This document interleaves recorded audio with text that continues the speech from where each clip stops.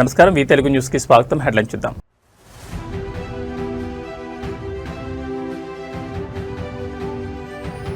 యోగాంధ్ర 2026కు సర్వం సిద్ధం. 1 కోటి మంది భాగస్వామ్యమే లక్ష్యంగా ఏపీ సర్కార్ భారీ కసరత్తు.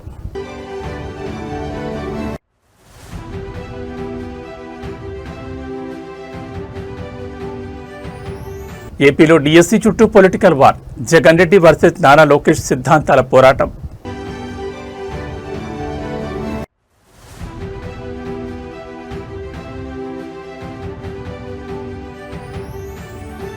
రామానంద తీర్థ మెమోరియల్ స్కూల్లో కేటీఆర్ సందడి. విద్యార్థులకు ఉచిత పుస్తకాల పంపిణీ.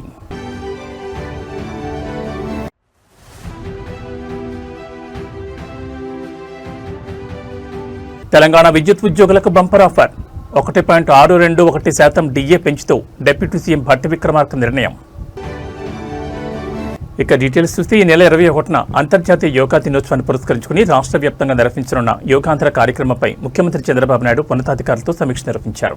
రాష్ట్రంలోని అన్ని జిల్లాలు, నియోజకవర్గాలు, గ్రామీణ స్థాయి వరకు ఈ యోగాంధ్ర కార్యక్రమాన్ని విజయవంతం చేయడానికి తీసుకుంటున్న చర్యలు, ఏర్పాట్లపై అధికారులను అడిగి తెలుసుకున్నారు.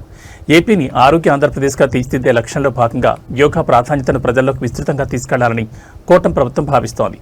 ఈ క్రమంలోని ఈ నెల 21న యోగాంధ్ర పేరిట రాష్ట్ర వ్యాప్తంగా మెగా యోగా సెషన్స్ నిర్వహించనున్నారు. ఈ కార్యక్రమానికి సంబంధించి అమరావతిలో జరిగిన సమీక్షలో సీఎం చంద్రబాబు మాట్లాడుతూ పాఠశాలలు, కళాశాలలు, సచివాలయాలు మరియు ప్రముఖ పర్యాటక ప్రాంతాల్లో ప్రత్యేక వేదికలను సిద్ధం చేయాలని ఆదేశించారు. వర్ష సూచనల ప్రాంతాల్లో ఇండోర్ స్టేడియంలు లేదా ప్రత్యామ్నాయ ఏర్పాట్లు చేయాలన్నారు. యోగా ద్వారా మానసిక ప్రశాంతత, శారీరక దృఢత్వం లభిస్తుందని, ఈ యోగాంధ్రను కేవలం ఒకరోజు ఈవెంట్లా కాకుండా ప్రజల జీవనశైలిలో భాగంగా మార్చేలా ప్రచారం చేయాలని అధికారులకు దిశానిర్దేశం చేశారు.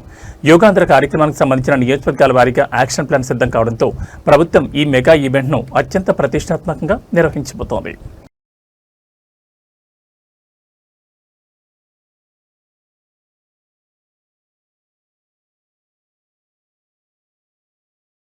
ఏపీలో డిఎస్సి నియామకాల చుట్టూ సాగుతున్న మాటల యుద్ధం ఇప్పుడు జగన్ రెడ్డి వర్సెస్ నారా లోకేష్ సిద్ధాంతాల పోరాటంగా మారింది.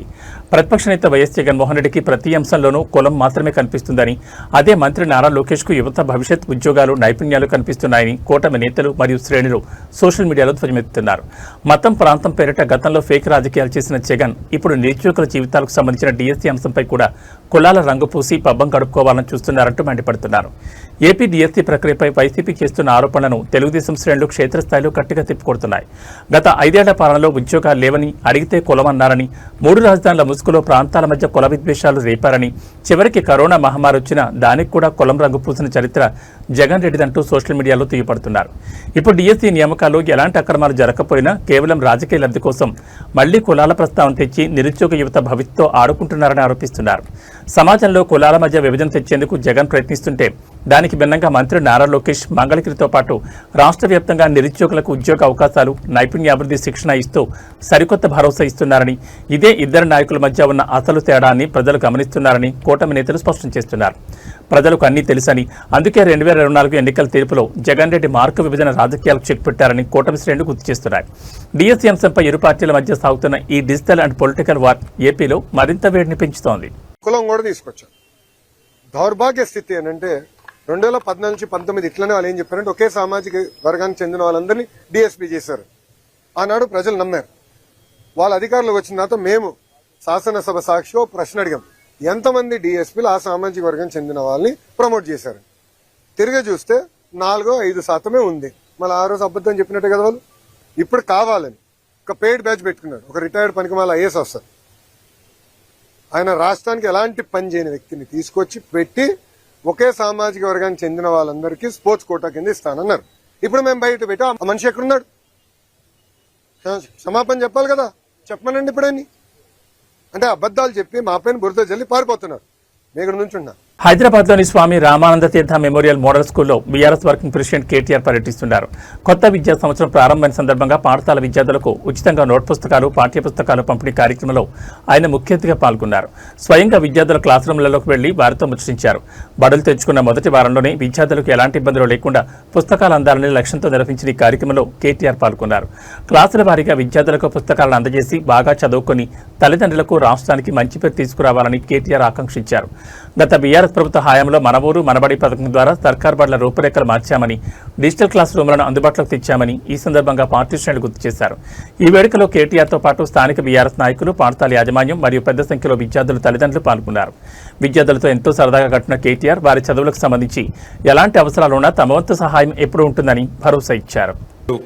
మరి నరేందర్ గారు, తలసాని సాయి కిరణ్ గారు, మహేశ్వరి గారు, శ్రీహరి గారు, జ్వాల నరసింహారావు గారు, ఇంకా ఈ ట్రస్ట్ సభ్యులందరికీ, ట్రస్ట్ లో భాగస్వాములై పనిచేస్తున్న సభ్యులందరికీ, శ్రీ రామానంద తీర్థ మెమోరియల్ మోడల్ స్కూల్ అధ్యాపకులకి, అట్లాగే నాన్ టీచింగ్ స్టాఫ్ కి, ఇక్కడ చదువుకుంటున్న పిల్లలకి, పిల్లల తల్లిదండ్రులకి, మీడియా మిత్రులకి, ఈరోజు ఈ కార్యక్రమానికి నన్ను ఆహ్వానించిన తలసాని శ్రీనివాస్ యాదవ్ గారికి ప్రత్యేకంగా ధన్యవాదాలు, ప్రత్యేకంగా కృతజ్ఞతలు. పిల్లలతోని గడిపినప్పుడు వచ్చే ఆనందం, పిల్లలతో ఒక 10 నిమిషాలు గడిపినా వచ్చినప్పుడు ఉండే ఆనందం వేరే ఏ సందర్భంలో కూడా మనకి రాదు. కల్మషం లేని హృదయం నిండా మరి ఏ స్వార్థము లేని పిల్లలు, ముఖ్యంగా ఇక్కడ మా వాణిదేవి గారు అదృష్టవంతురాలు. ఎందుకంటే మీకు కొంతమంది లేరు, మనవలు మనవరాలు ఇంతమంది ఉన్నారు. 240 మంది మామూలు విషయం కాదు. మరి వారి కోసం చక్కటి ప్రాంగణంలో ఇంత బ్రహ్మాండమైన పాఠశాల నడుపుతున్నారు. వారికి హృదయపూర్వకంగా నా అభినందనలు, హృదయపూర్వకంగా మొత్తం ట్రస్ట్ నిర్వహిస్తున్న ట్రస్ట్ సభ్యులందరికీ కూడా మనస్ఫూర్తిగా శుభాకాంక్షలు. శ్రీనివాస్ యాదవ్ గారు కూడా ప్రత్యేకంగా వారు మరి ఈ కార్యక్రమానికి ఆహ్వానించినప్పుడు నేను అనుకున్నాను, మరి చిన్న ప్రోగ్రాం ఉంది కదా ఎందుకు పిలిచినారని. కానీ ఎంత ఉదాత్తమైన కార్యక్రమం ఇది అనేది ఇప్పుడే ఇక్కడికి వచ్చిన తర్వాత అర్థమైంది.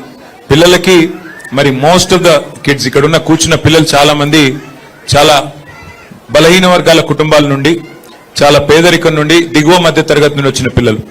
వాళ్ళకి ఉదయం పూట మరి బ్రేక్ఫాస్ట్ తిన్నా తినకపోయినా మధ్యాహ్నం మంచి పౌష్టికాహారం అందించాలనే ఉద్దేశంతో శ్రీనివాస్ యాదవ్ గారు చొరవ తీసుకొని వారందరికీ తలసాని మరి ట్రస్ట్ తరపున ఈ కార్యక్రమాన్ని ఏర్పాటు చేసినందుకు వారికి మనస్ఫూర్తిగా నా ధన్యవాదాలు, శుభాకాంక్షలు కూడా నేను తెలియజేస్తా ఉన్నాను.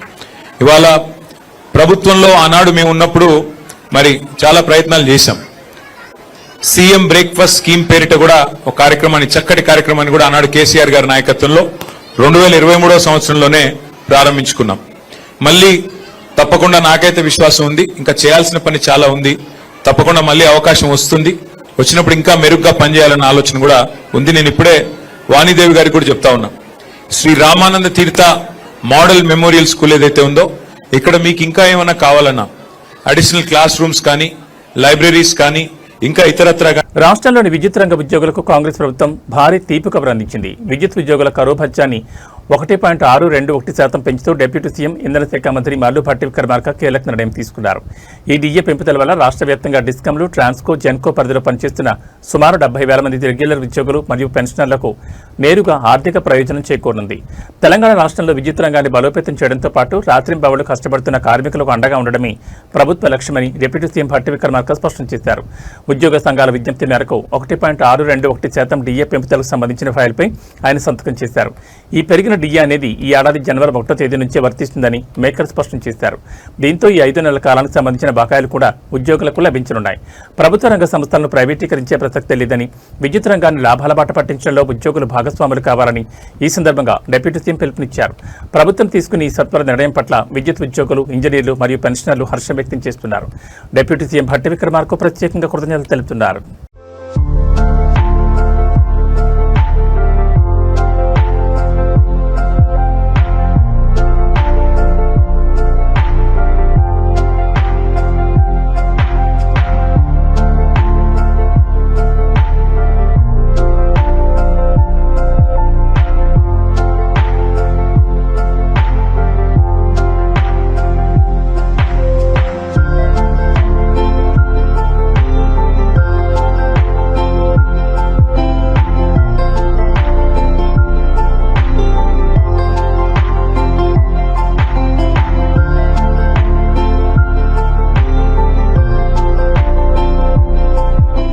ఫ్రాన్స్ రాజధాని ప్యారిస్లో భారత ప్రధాని నరేంద్ర మోడీకి ప్రవాస భారతీయులు అపూర్వ స్వాగతం పలికారు.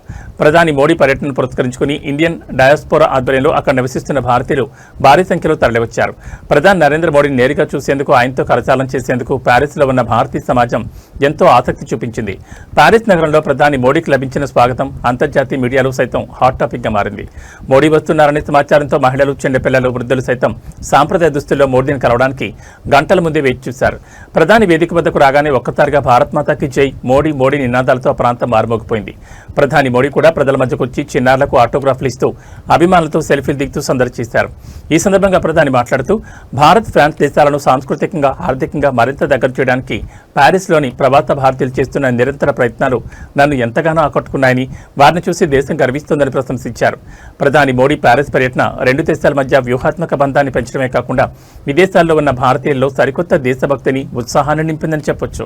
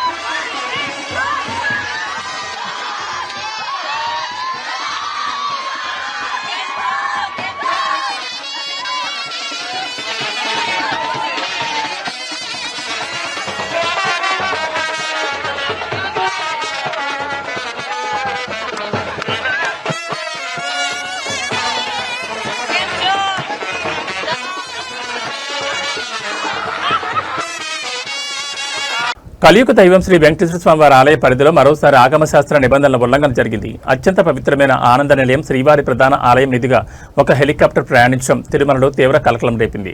శ్రీవారి ఆలయంపై నుంచి ఎలాంటి విమాన లేదా హెలికాప్టర్ సంచారం ఉండకూడదని స్పష్టమైన నియమాలు ఉన్నప్పటికీ ఈ ఘటన ఎలా జరిగిందంటూ భక్తులు, అర్చకులు తీవ్ర ఆగ్రహం వ్యక్తం చేస్తున్నారు. తిరుమల కొండలపై ఉన్న శ్రీవారి ఆలయానికి ఒక ప్రత్యేకమైన ఆధ్యాత్మిక భద్రతా రక్షణ వలయం ఉంది. ఆగమశాస్త్ర నిబంధనల ప్రకారం స్వామివారి గర్భాలయం, దివ్య విమాన గోపురం మీదుగా ఎలాంటి పక్షి గాని, మానవ నిర్మిత వాహనాలు గాని వెళ్లకూడదు.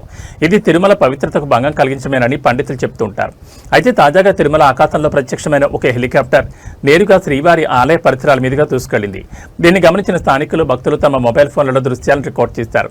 తిరుమలను అధికారికంగా నో ఫ్లై జోన్గా ప్రకటించాలని దశాబ్దాలుగా డిమాండ్స్ ఉన్నప్పటికీ నిరంతరం ఇలాంటి ఘటనలు పునరావృతమవడంపై టీటీడీ విజిలెన్స్ మరియు వైమానిక అధికారుల సమన్వయ లోపం స్పష్టంగా కనిపిస్తోందని భక్తులు మండిపడుతున్నారు. ఈ ఘటనపై తిరుమల తిరుపతి దేవస్థానం ఉన్నతాధికారులు తక్షణమే స్పందించి అది ఏ హెలికాప్టర్, ఏ మార్గం ద్వారా వచ్చింది అనే అంశాలపై విచారణ జరిపి భక్తులకు స్పష్టత ఇవ్వాలని డిమాండ్లు వ్యక్తమవుతున్నాయి.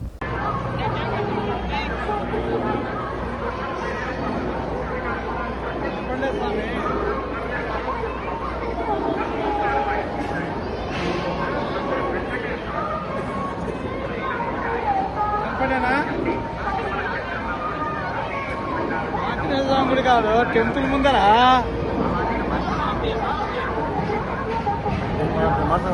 హలో హారతి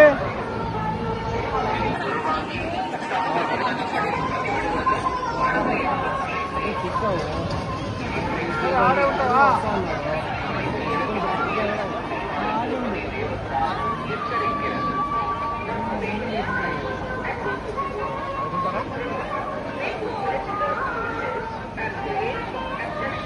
విద్యాశాఖ మంత్రి నారా లోకేష్ విసిరిన సవాల్పై వైఎస్ఆర్సీపీ మహిళా బ్రిగేడ్ నేరుగా రంగంలో దిగింది. డిఎస్సీలో జరిగిన అక్రమాల నిబంధనల ఉల్లంఘనలపై లైవ్ డిబేట్కు తాము సిద్ధమంటూ వైసీపీ మహిళా నేతలు సంచలన ప్రకటన చేశారు. తాడేపల్లిలోని భరతమాత విగ్రహం వద్దకు చేరుకున్న పార్టీ ముఖ్య మహిళా నేతలు లక్ష్మీపార్వతి, శ్యామల, నాగమల్లేశ్వరి, చెమ్మలమడక నాగమణి మరియు మంజరి చౌదరి మంత్రి లోకేష్తో ముఖాముఖి చర్చకు అక్కడే బైఠాయించారు. కూటమి ప్రభుత్వం ప్రతిష్టాత్మకంగా చేపట్టిన డిఎస్సీ ప్రక్రియలో భారీగా అక్రమాలు జరిగాయంటూ వైసీపీ ఆరోపిస్తుండగా మంత్రి లోకేష్ దాన్ని తీవ్రంగా ఖండించిన సంగతి తెలిసిందే.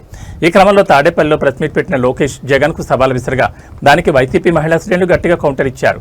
భరతమాత విగ్రహం వద్ద మీడియా ముఖంగా మాట్లాడిన లక్ష్మీ పార్వతి మరియు శ్యామల, లోకేష్ స్థాయికి మా నేత వైఎస్ జగన్మోహన్ రెడ్డి రావడం అవసరం లేదని, విద్యాశాఖ మంత్రిగా లోకేష్కు దమ్ముంటే నేరుగా తమతో చర్చకు రావాలని సవాల్ విసిరారు.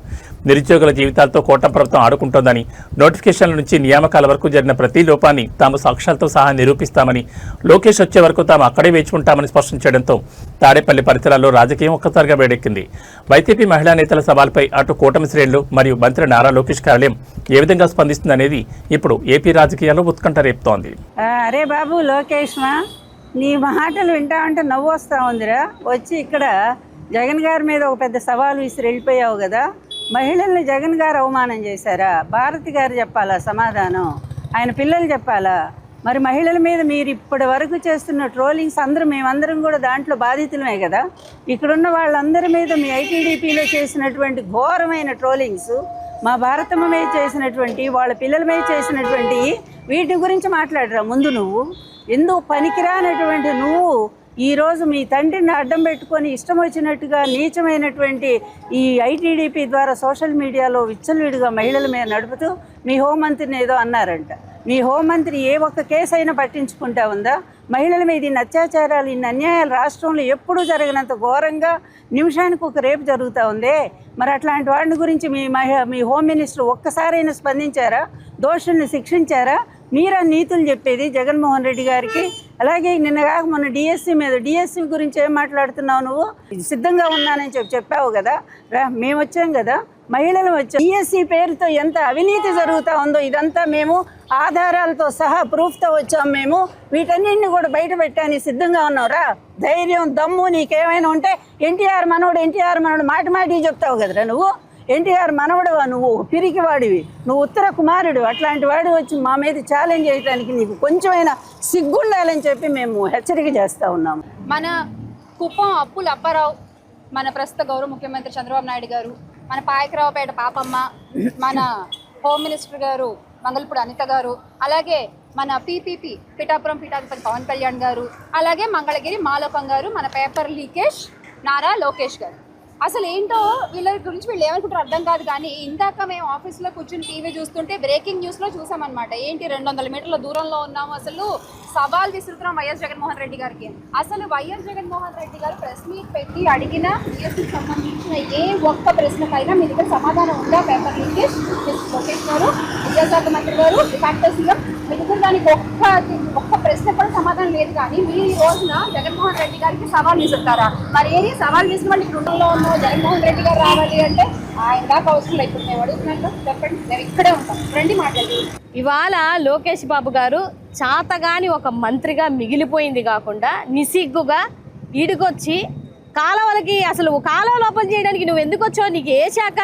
సరే మేము ఇక్కడికి వచ్చి చూసాము, సవాల్ విసిరాడు కదా, మరి అంత దమ్మున్న నాయకుడు కదా సవాల్ విసిరాడని మేము వస్తే పారిపోయావు. సో పారిపోయే దానికి నువ్వు ఎందుకు సవాల్ విసిరావు? లేవు నీకు నిజంగా అంతగా జగన్మోహన్ రెడ్డి గారి కోసం మాట్లాడతానంటే రండి, ఓపెన్ చేస్తాం, డోర్లు ఓపెన్ చేస్తాం. మీలాగా భయపడే తరం కాదు మాది. కరకట్టకి దగ్గరలోనే ఉన్నాం. 200 కూడు విషయంలో, చిన్న బిడ్డల యొక్క బట్ట విషయంలో మాత్రం చిల్లర రాజకీయాలు చేయక లోకేష్ బాబు గారు. మీరు చేసిన అన్యాయాలన్నింటినీ బయట పెడుతుంటే మీకు ఈరోజు ఎంత బాధ వస్తుంది. డిఎస్సిలో మీరు చేసిన మోసాలు మీకు తెలుసు. ఎక్కడ అథారిటేటివ్ లేని స్పోర్ట్స్ సర్టిఫికెట్ ఎవరిస్తారండి? గ్రిగ్లో కానీ, స్పోర్ట్స్లో కానీ, స్టేట్లో కానీ ఆడినప్పుడు ఇస్తారు. అది కదా అథారిటేటివ్గా తీసుకోవాలి.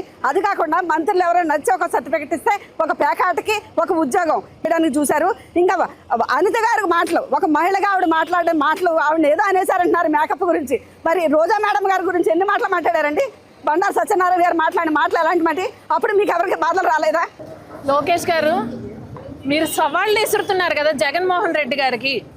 జగన్మోహన్ రెడ్డి గారి దాకా అవసరం లేదు. మహిళలు మేము వచ్చాం, మేము అడిగిన ప్రశ్నలకు సమాధానం చెప్పండి. పిల్లలకి యూనిఫామ్స్ అన్నారు, యూనిఫామ్ ఇచ్చారు కానీ షూస్ ఇవ్వలేదు. బుక్స్ అన్నారు, టెక్స్ట్ బుక్స్ ఇచ్చారు కానీ నోట్ బుక్స్లు ఇవ్వలేదు. సవాళ్ళు అనేవి అలాంటి వాటిలో తీసుకోండి, వాటిని పిల్లలకి ఎలా అందించాలి అనే దాంట్లో మీ బుద్ధి అనేది చూపించండి. అంతేగాని సవాళ్ళు విసరటం మాకు కూడా వచ్చు. ఇప్పుడు అనిత గారి విషయం వస్తే మేమేం మాట్లాడుతున్నాం? అమ్మా అనిత గారు, మీ మేకప్ మీద ఉన్న శ్రద్ధ కాస్త సమాజం మీద పెట్టండి అని చెప్పి అడుగుతున్నాం. దాన్ని నల్గొండ పట్టణంలో ఇటీవల తీవ్ర కలకలం రేపిన తెలుగుదేశం పార్టీ వ్యవస్థాపకుడు మాజీ ముఖ్యమంత్రి ఎన్టీఆర్ విగ్రహం దహనం కేసు మిస్టరీని పోలీసులు ఛేదించారు. ఈ దారుణానికి ఒడిగట్టిన ప్రధాన నిందితుడు వరంగల్, ఖమ్మం, నల్గొండ పట్టభద్రుల ఎమ్మెల్సీ మాజీ స్వతంత్ర అభ్యర్థి పాలకూరి అశోక్ కుమార్ గౌడ్తో పాటు అతని అనుచరుడు ఎలుకంటి ప్రణీత్ను పోలీసులు అరెస్ట్ చేశారు. సమాజంలో అలజడి సృష్టించి శాంతి భద్రతలకు విఘాతం కలిగించాలనే కుట్రతోనే వీరు ఈ పని చేసినట్టు తేలింది. వీరిపై కఠినమైన పీడీ యాక్ట్ కింద కేసు నమోదు చేశారు. జూన్ 6వ తేదీ తెల్లవారుజామున సుమారు 3:45 సమయంలో హైదరాబాద్ రోడ్లోని ఎన్జీ కాలేజ్ సమీపంలో ఉన్న ఎన్టీఆర్ విగ్రహానికి గుర్తు తెలియని వ్యక్తులు నిప్పిపెట్టారు. ఈ ఘటనపై విస్తృత దర్యాప్తు చేపట్టిన టూ టౌన్ పోలీసులు వందలాది సీసీటీవీ కెమెరాలను చెరడపట్టారు. ఈ క్రమంలో నిందితుడు అశోక్ కుమార్ గౌడ్కు చెందిన బలేనో కారు ఆ సమయంలో అనుమానాస్పదంగా తిరిగినట్లు గుర్తించారు. సాంకేతికంగా ఆధారాల సహాయంతో నిందితులను అదుపులోకి తీసుకోగా షాకింగ్ నిజాలు బయటపడ్డాయి. ప్రైవేట్ కాలేజీలో అధ్యాపకుడిగా పనిచేస్తూ కోచింగ్ సెంటర్ నడుపుతున్న అశోక్ సార్ కేవలం సమాజంలో ప్రాంతీయ రాజకీయ విద్వేషాలు రెచ్చగొట్టడానికి ఈ కుట్రకు తెరలేపినట్లు ఎస్పీ శరత్చంద్ర పవార్ తెలిపారు. ముందస్తు ప్లాన్ ప్రకారం విగ్రహంపై దుప్పట్లు కప్పి పెట్రోల్ పోసి నిప్పంటించి కారులో పరారయ్యారు. రాష్ట్రంలోని మరికొన్ని ప్రాంతాల్లోనూ ఇలాంటి దాడులకు వీరు స్కెచ్ వేసినట్లు విచారణలో తేలింది. చదువుకున్న వ్యక్తులే ఇలాంటి హీనమైన రాజకీయ విద్వేషపూరిత నేరాలకు పాల్పడడం స్థానికంగా తీవ్ర చర్చనీయాంశంగా మారింది. నిందితుల నుంచి నేరానికి వాడిన కారు, మొబైల్ ఫోన్లను పోలీసులు స్వాధీనం చేసుకున్నారు.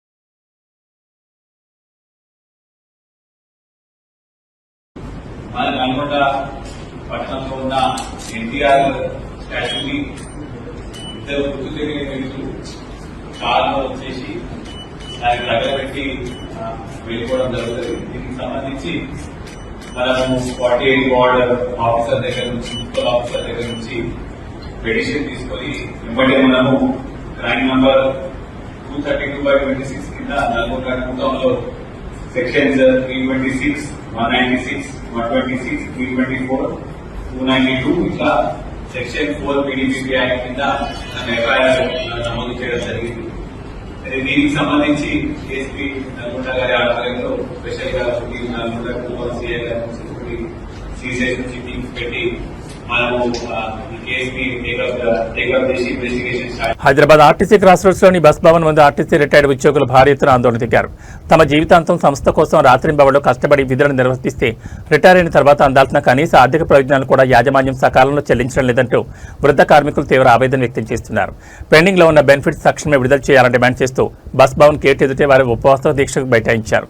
తెలంగాణ ఆర్టీసీలో డ్రైవర్లు, కండక్టర్లు, మెకానిక్లు మరియు ఆఫీస్ స్టాఫ్గా పనిచేసి రిటైర్ అయిన వందలాది మంది కార్మికులు ఈ దీక్షలో పాల్గొన్నారు. తాము ఉద్యోగ విరమణ పొంది నెలలు, ఏళ్లు గడుస్తున్నా సంస్థ నుంచి రావాల్సిన సెటిల్మెంట్లు పెండింగ్లోనే పెట్టారని వారు ఆరోపిస్తున్నారు. వృద్ధాప్యంలో వచ్చే అనారోగ్య సమస్యల వల్ల మందులు కొనడానికి, ఇళ్లు అద్దెలు కట్టడానికి మరియు పిల్లల పెళ్లిళ్లకు కూడా డబ్బులు లేక అప్పుల పాలవుతున్నామని కన్నీరు మున్నీరవుతున్నారు.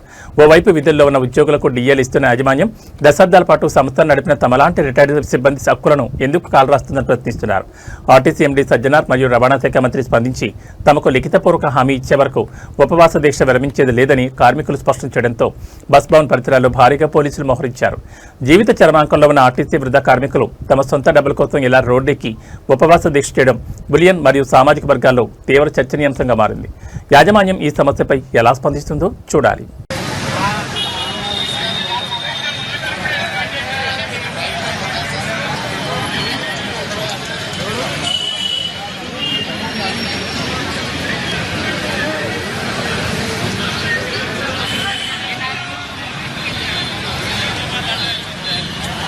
Box office hit machine Anil Ravipudi దర్శకత్వంలో వ్యక్తి వెంకటేష్, నందమూరి కళ్యాణ్ రామ్ కాంబినేషన్లో ఎంతో ప్రతిష్టాత్మకంగా తెరకెక్కనున్న భారీ మల్టీస్టారర్ చిత్రం ఈరోజు పూజా కార్యక్రమాలతో అధికారికంగా ప్రారంభమైంది.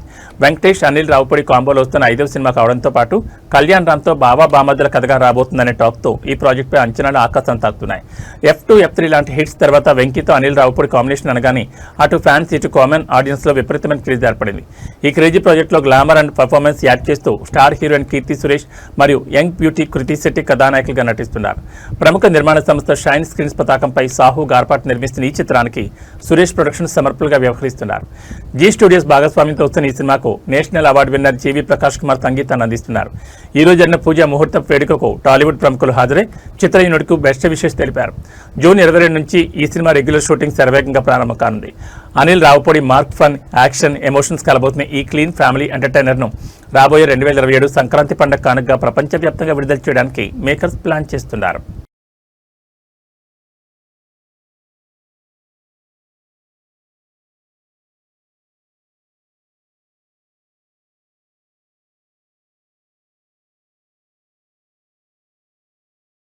పసిడి మరియు వెండి ప్రియులకు హైదరాబాద్ బులియన్ మార్కెట్ నుంచి ఒక క్రేజీ అప్డేట్ వచ్చింది. మార్కెట్లో గత కొన్ని రోజులుగా నిరంతరంగా పెరుగుతూ వస్తున్న వెండి ధరలకు ఇవాళ ఒక్కసారిగా బ్రేక్ పడింది. కేజీ వెండి ధరపై ఏకంగా 5,000 రూపాయలు తగ్గింది. మరోవైపు పసిడి ధరలు మాత్రం ఎలాంటి మార్పు లేకుండా స్థిరంగానే కొనసాగుతున్నాయి. హైదరాబాద్ బులియన్ మార్కెట్లో ఇవాళ వెండి ధరలు భారీగా దిగొచ్చాయి. కేజీ సిల్వర్ రేటు 5,000 మేర క్షీణించి ప్రస్తుతం 2,70,000 రూపాయల వద్ద ట్రేడ్ అవుతోంది. వెండి కొనుగోలు చేయాలనుకునే వారికి ఇది ఒక మంచి అవకాశంగా మార్కెట్ నింపుతున్నట్టు చెప్తున్నారు. ఇక బంగారం ధరల విషయానికి వస్తే అంతర్జాతీయ మార్కెట్ ప్రభావంతో పసిడి ధరలు స్థిరంగా ఉన్నాయి.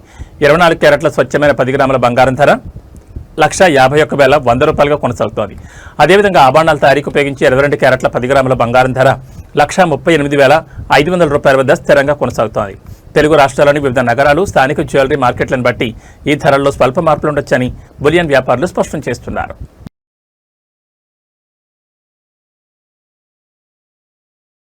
ఆంధ్రప్రదేశ్ రాష్ట్ర విపత్తుల నిర్వహణ సంస్థ రాష్ట్ర వ్యాప్తంగా వాతావరణ మార్పులపై అత్యంత కీలకమైన హెచ్చరిక జారీ చేసింది.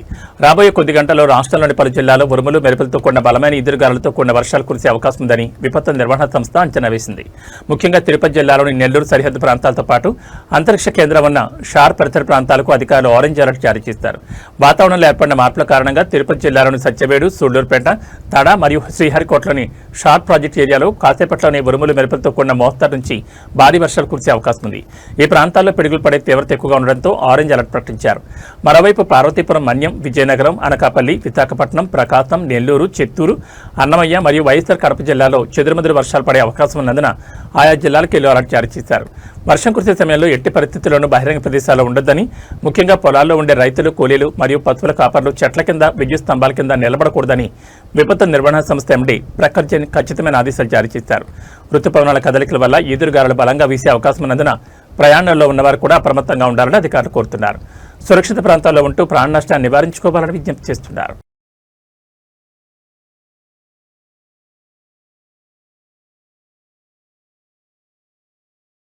ఈ బులెటిన్ విశేషాలు. నమస్కారం.